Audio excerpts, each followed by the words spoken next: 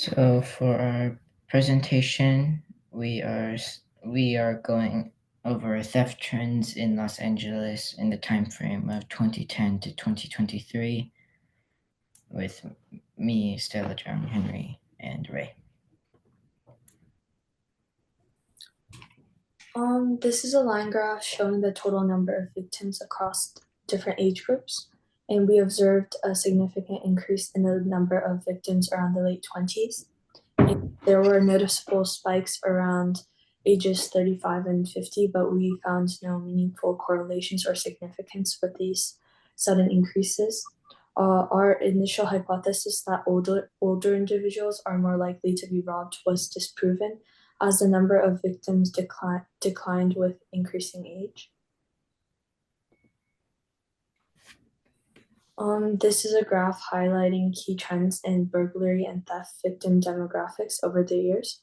And between 2018 and 2023, we found some patterns. First, the most common age for burglary victims was between 35 and 40. Secondly, in 2018, there was a significant increase in burglary victims aged 50, standing out compared to other years. Lastly, by 2023, the most common age of burglary victims dropped significantly, falling below 25. And robbery victims displayed a consistent trend, with most of the common age remaining at or below 25 throughout the years. And for grand theft from motor vehicle, 2014 saw a notable shift, with the most common age of victims rising above 45. All other theft types exhibited consistency and victim age patterns over time.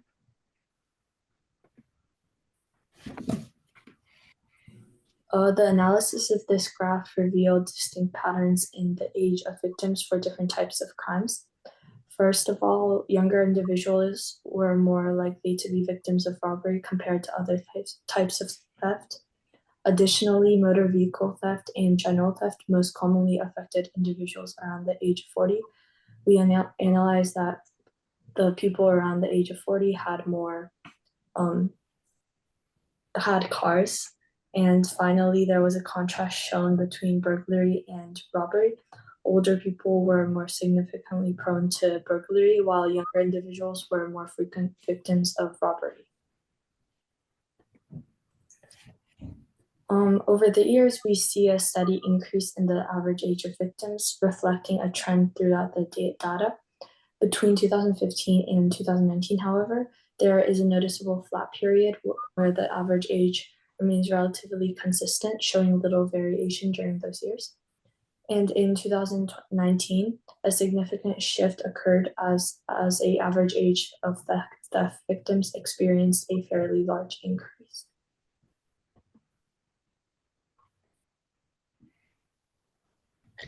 This bar graph shows the total theft counts for certain races. In the graph, the data is skewed due to the difference of population among races. The percentage of the population mostly consisting of Hispanic, Latino, Mexican, or white races, such as Hispanic, Latino, and Mexican mostly reside in areas with high crime rates, which explain these races having the highest theft counts. White people predominantly live in wealthier areas, which cause them to be more targeted to theft, which explains the high theft count. This bar graph shows the percentage of total theft each race are victims of. Hispanic, Latino, and Mexican accounts for the highest percentages of total theft cases. Races such as Filipino and Korean have low contribution rates for theft counts compared to other groups. Cambodian, Guamanian, Samoanian, and Laotian have contributions listed as either under 0.01 or nearly non-existent. The next few graphs are based on the gender of the victims, and in petty theft, males experience much higher rates of petty theft than females, and we think that this might be because of social behavior, public exposure, reporting bias, and cultural perceptions of vulnerability around the gender roles. And in grand theft, males still experience a much more significant amount of victimization. And this might be because of ownership of higher value items, risk-taking, employment patterns, and higher exposure. And in petty shoplifting, we see that males have an enormous difference in um, an enormous difference in shoplifting petty theft, which might be because of their different shopping habits. They might go more late, and vigilance differences, and the places they go and what time they go.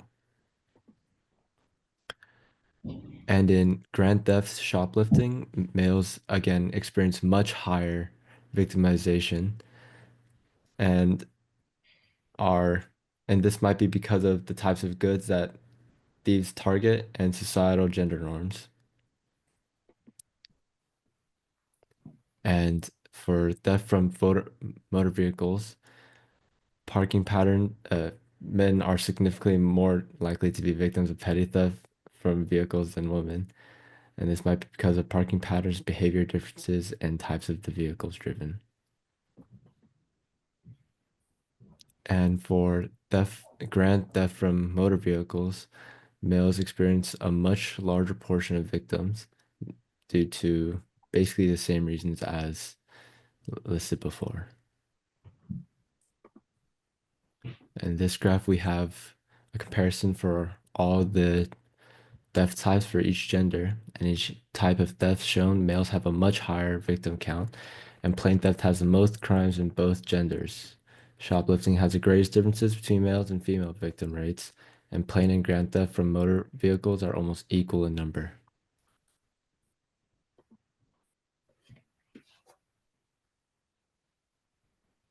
In the following graphs, we will analyze theft trends across different geographical areas. A geographical area corresponds to the area served by one of the 21 community police stations.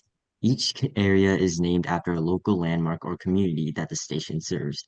For example, the police station at 77th Street is responsible for geographical area 77th Street.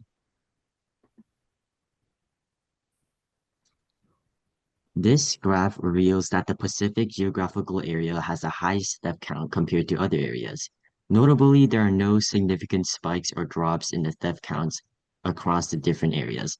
Upon closer inspection, we find that the Pacific area includes the Los Angeles International Airport, LAX, which likely accounts for its high theft count, despite having a smaller population compared to other areas.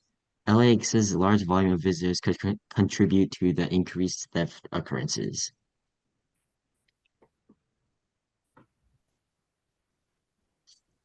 This heat map highlights the top 5 geographical areas with the highest theft counts.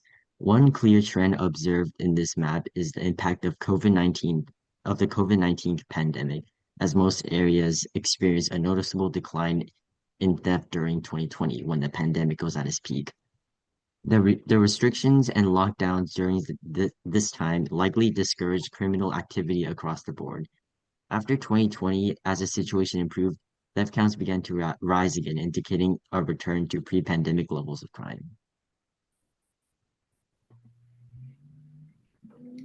Now we have some of the most common crimes, and we show the most areas that are most commonly filled with crime, and then found the theft distribution of them. For example, in the Pacific, we can see that robbery takes up a significantly smaller portion of the total crime, but burglary and plain theft has a much larger portion, also with grand theft. In the Southwest, we can see that plain theft takes up an even larger portion, and robbery also takes up a larger portion than before, while the other area crimes seem to have a similar portion. In Hollywood, we can see that robbery again does not contribute much to the total crime, but petty plain theft and burglary still take up regularly large portions. But petty motor vehicle theft is a bit more common than before. Moving on, we have temporal patterns of theft. We can see in this graph that from 2010 to 2018, there has been a steady increase in theft counts, and especially in 2015, there's a significant rise. But likely due to the pandemic, in 2020, theft counts dropped dramatically, possibly due to lockdowns and those kind of things.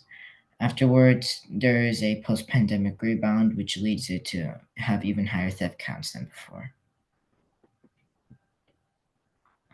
Looking at the theft counts in each month for the years, we can see that there is a suspicious February drop where it seems that February has a lot less crimes compared to the other months. And however, in December, around the end of the year, it seems that crimes start to rise up again.